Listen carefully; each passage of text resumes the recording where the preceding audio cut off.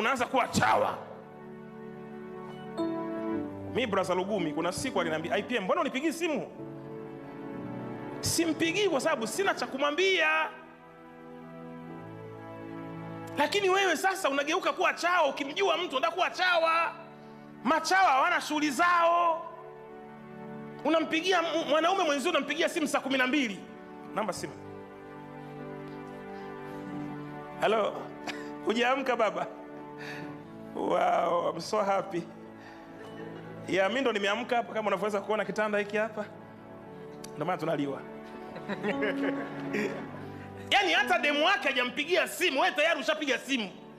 Mwambie mwenzio mwanaume hawi chawa. Hajipendekezi. Mwambie hivyo, sema mwanaume hajipendekezi. Mpende mtu, sio kujipendekeza. Mpende mtu, mheshimu mtu. Mpende mtu, mheshimu mtu. Sio kujipendekeza. Kujipendekeza ni kitu kibaya. Na mimi kama mwenyekiti wa wanaume tunaadhimia 2026 kwenye kikao cha wanaume hakuna kutoa jicho.